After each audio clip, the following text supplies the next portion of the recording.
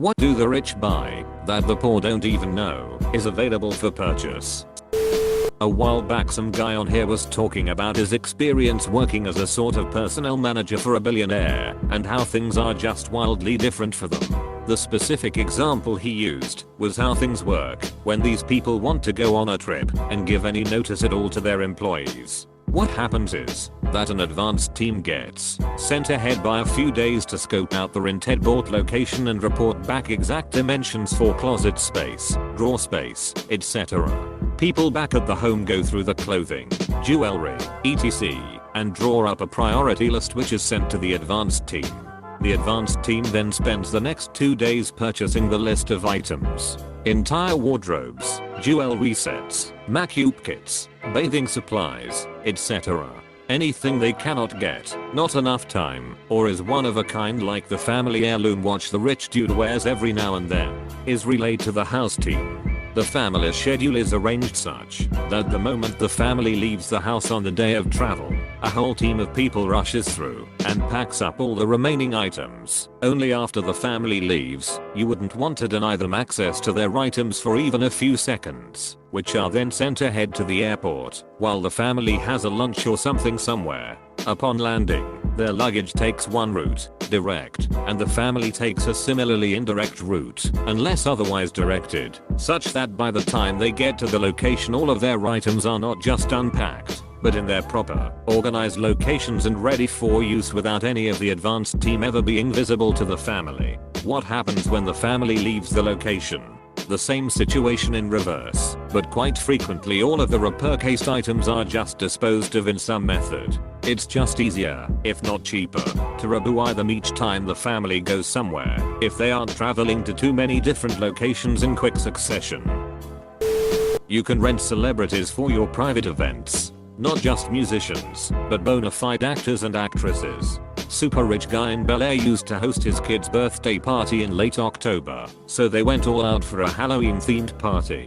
Everyone at the kid's school was invited, plus their own friends. Each year they'd hire some fantastic athlete to appear at the event. One year it was Tony Hawk, another year it was some Olympic gold medal gymnastic winners. The one that threw me was when they hired Demi Moore, Anthony Kiedis and Benicio del Toro to be guests at the party, to hang out and pretend they were friends with the kid.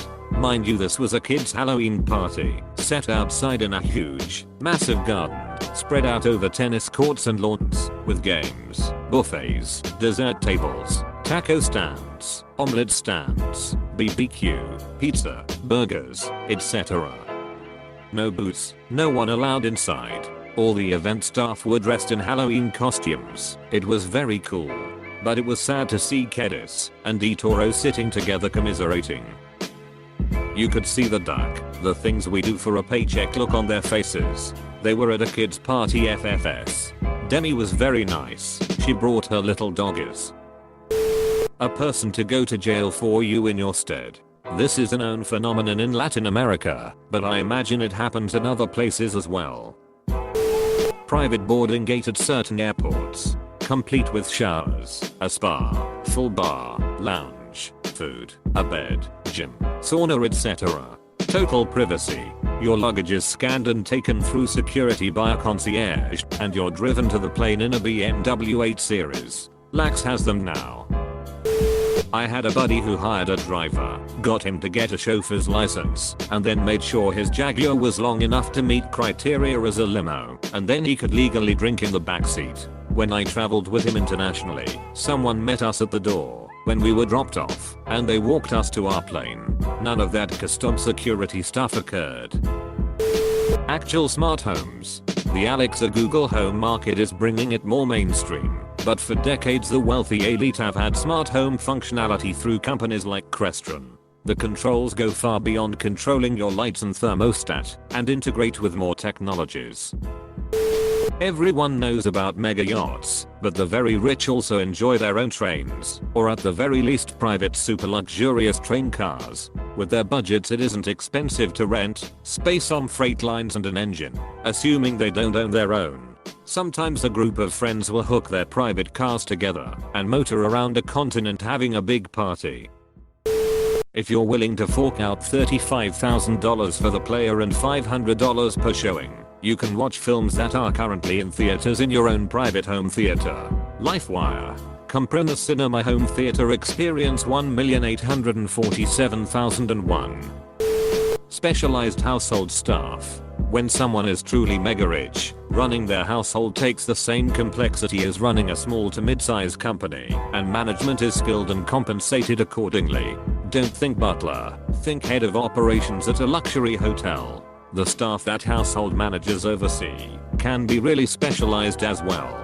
For example, Larry Ellison has his own personal curator to oversee his collection of Asian art. They do things like advise on the purchase and sale of art in his collection, oversee storage and display of art housed on his property, oversee process of lending art for storage and display at museums. The curator will often have their own staff to conduct actual conservation work, art transport, art installation, etc. So if you've already got an in-house crew of 7 people focused on your art collection alone, imagine how big your entire household staff is. That's why you've got a household manager. Pet cloning. Ex-boss was getting his dog cloned for $100K. Private performances with big name artists. I was on a yacht in the Virgin Islands and some mega yacht owner pretty close to us had Christina Aguilera flown in to perform for his guest on the mega yacht. We were close enough to see the performance, not close enough to pretend to be part of the party. Something they do that most people don't know about is buy entire libraries at once.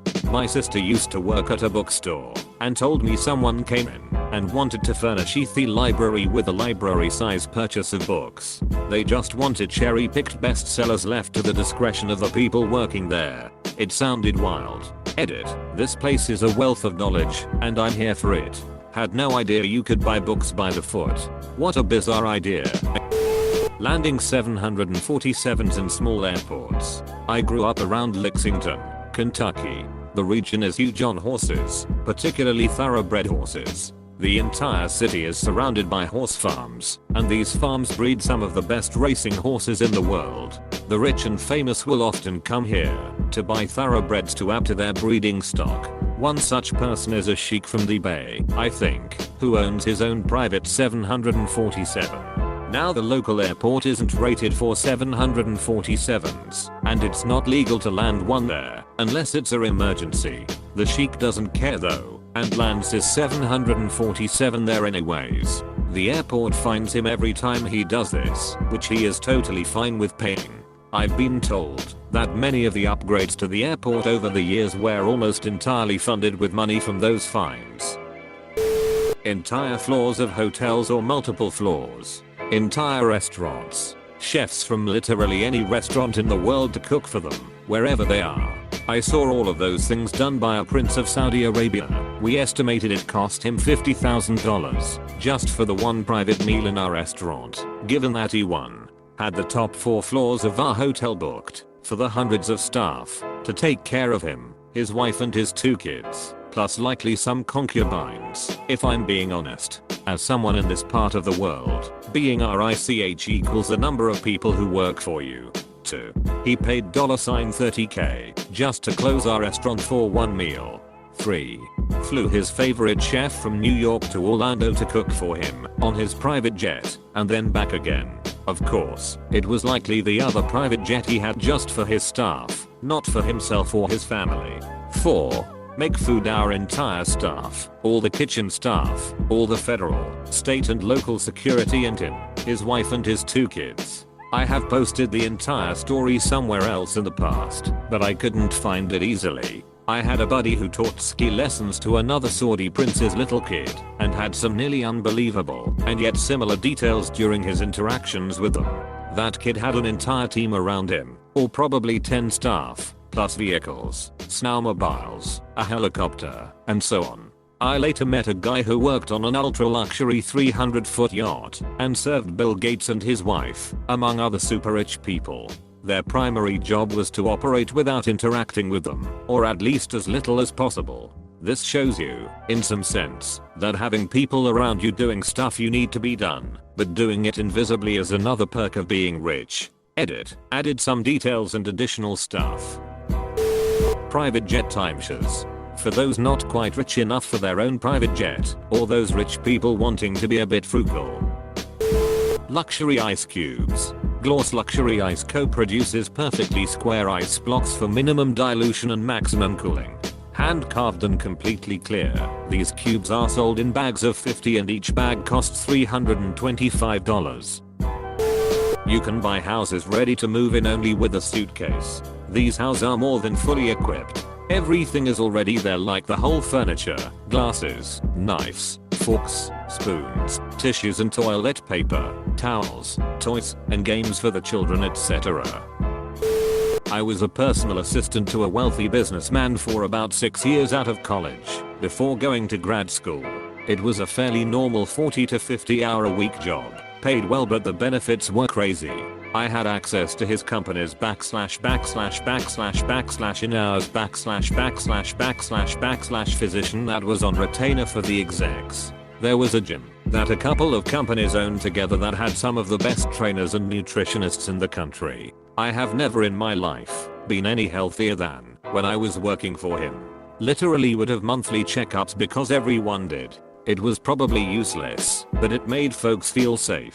The one thing I miss though is the personal chef. About twice a week my boss and I would go over something that we needed to do, and he would have his chef prepare a meal for us. It was always the best.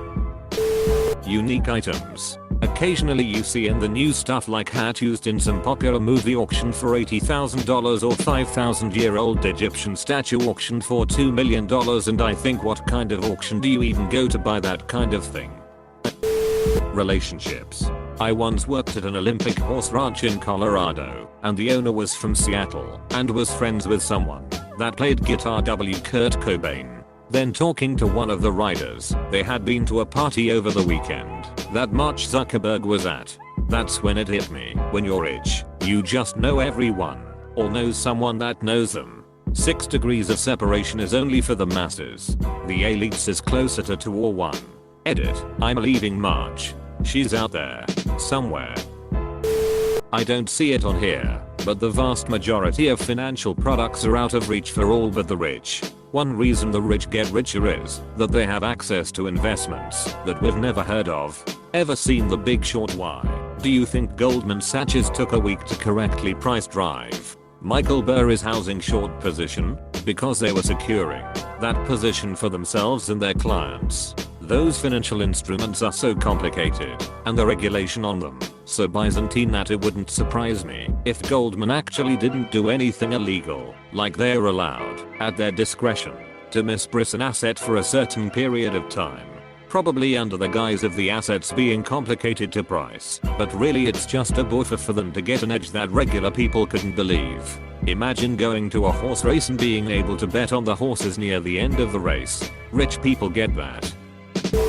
I'm not rich, but due to the fact that my dad was a top-level gov official, and I went to a very elite private boarding school, I hung out with some fabulously wealthy kids, i.e. rich parents. What surprised me is what a portion of very rich people don't buy. I noticed that a surprising percentage of very wealthy people don't buy super fancy cars. For example, one family who owned a world-famous beverage company all drove around in nondescript SUVs or minivans. Some rich people are extremely flashy, but others are almost manic about not being seen as crass. And to those people, a supercar is crass, but apparently having a $10 million home in Palm Beach is not crass.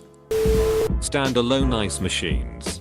These are under-counter appliances whose sole purpose is to make ice, and not just any ice. The cheaper, $2,000 plus ones make normal crescent-shaped cubes. The more expensive one, $3,000 plus, make clear ice in cube shapes, and then pellet ice makers, $4,000 plus, which is the chewable ice like Sonic has. These are the more entry-level models to boot. Some break 5 digits. I used to work for a manufacturer of these, and at some point a lady was arguing with me because we were shipping a replacement part ground instead of next day air, and she made a snide comment about if it were my ice machine she'd bet it wouldn't take this long. I told her, "Ma'am, I don't have an ice machine." She snapped back all proud, like she'd cornered me with, "Then how do you get ice?" I told her from an ice tray, and she replied with, "Well, I don't have to do that. Yeah, well, for the next 3 to 5 business days you do beach. I do not miss that job at all. Dinosaurs and artifacts that have not been discovered by science. A huge problem with paleontology in general is that most new discoveries are locked up in private collections with no one being able to study them. Secret trapdoors with hidden rooms. What mansion doesn't come with these standard? Come on.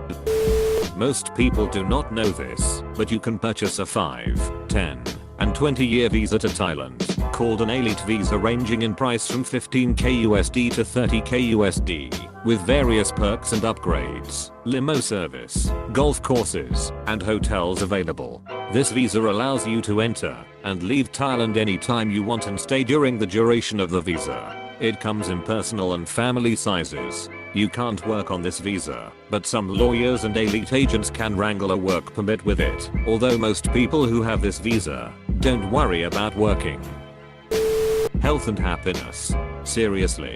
My ex-wife's family was uber wealthy, and for a few years I got to experience a slice of how the other half live. It really is like a backquote club.